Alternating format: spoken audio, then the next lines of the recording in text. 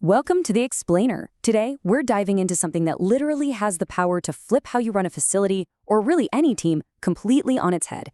We're talking about W. Edwards Deming's famous 14 points of management. But specifically, we're looking at how taking these principles and applying them to maintenance scheduling turns it from this stressful, super rigid system of worker control into a dynamic, living tool for continuous improvement. If you've ever felt the absolute squeeze of operations management, you're going to find this incredibly liberating. So, when we think about weekly maintenance schedules, a very specific feeling usually pops up, right? Anxiety. We instantly think of strict numbers, quotas, and this heavy pressure. A lot of us just assume that a schedule, once it's printed out, is this rigid mandate, like it absolutely has to be executed exactly as written, no matter what crazy things happen on the shop floor. But what if that assumption is entirely backwards? What if treating your schedule like some unbreakable contract is actually what's hurting your team's productivity and morale? Okay, let's dive into this. On one side of the ring, we've got the traditional approach, the quota system. This is where the schedule is basically treated as absolute law, locking workers into a rigid set of tasks. But on the other side, we have the guide system. And this is heavily inspired by Deming's flexible, system-focused philosophy. Deming totally revolutionized management because he proved that the system dictates success way more than just individual willpower. So today, we're going to contrast these two mindsets. Here's our roadmap for today. We'll start with 1, rethinking maintenance scheduling. Then we'll pull 5 specific points from Deming's 14 points. 2, constant system improvement. 3, drive out fear. 4, eliminating slogans and quotas. 5, remove work barriers. And finally, 6, managing systems, not just people. Let's get right into it. Starting off with Section 1, rethinking maintenance scheduling. We're taking Deming's classic organizational psychology principles to completely redefine what is usually a pretty dry, rigid concept. Moving to Section 2, constant system improvement. This is Deming's point 5. The big takeaway here is that we have to get over this obsession with just meeting basic specs and focus on actually improving the system itself. Maintenance plans are not static. And this brilliantly illustrates exactly how we do that. It's the famous Deming cycle. You plan the work, you do the work, you check your results, and you act on what you learn to make it better next time. It's a continuous loop. In maintenance, this means your plans are living, breathing things. You execute the work as best you can, check how it went, and actively hunt for ways to make it smoother. Now notice how a really high-functioning maintenance department is actually running 2 of these Deming cycles side by side. On one level, you have individual job plans. The focus there is just a single plan job. You check the feedback to act and improve future plans for that exact same job.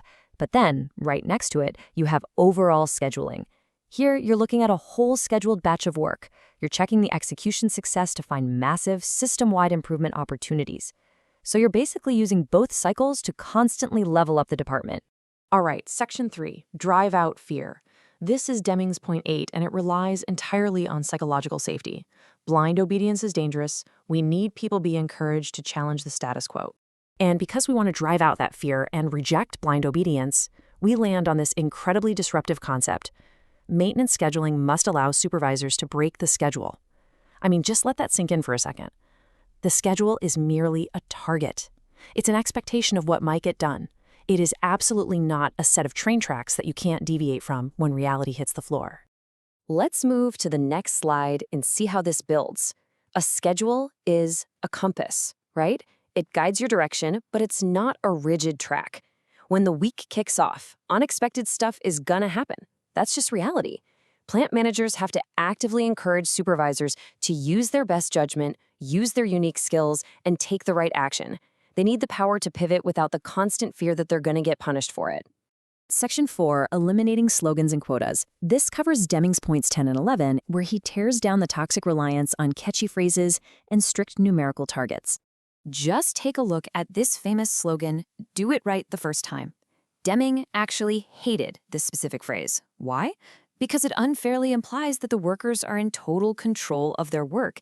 It totally ignores the overarching system. It acts like the tools they were given, the parts they had, the planning, it acts like none of that had any involvement whatsoever. When a job fails, this slogan basically points the finger right at the technician, which completely destroys the trust we were just talking about building. Now, what's really interesting about this slide is how it completely flips that old mentality on its head. The system is in control, not just the worker. And this applies to supervisors managing the whole schedule just as much as it does to the technicians out there executing individual jobs. A good schedule should guide us to do better by analyzing the real causes of imperfect success, rather than just yelling at everyone to try harder next time. And that brings us to this number, 0. There should be exactly 0 specific work orders that are construed as an absolute, non-negotiable quota. Deming's point 11 is super clear on this. Eliminate numerical quotas for the workforce. The minute you say we must hit this exact number of specific work orders, you've built a quota system. The jobs in an advanced schedule aren't a mandate. They're literally just a guide to help the supervisor assign and control the flow of work. So, if we aren't blaming workers or pushing quotas, what exactly is management supposed to do? Section 5 brings us to point 12. Remove work barriers. Management has a profound responsibility to get the roadblocks out of the way. Let's clearly define what a barrier actually is in this context. A work barrier is fundamentally a management problem. Think about poor coordination between production and asset management, the systemic stuff that literally prevents your highly skilled technicians from finishing a schedule. Notice how this definition shifts the burden.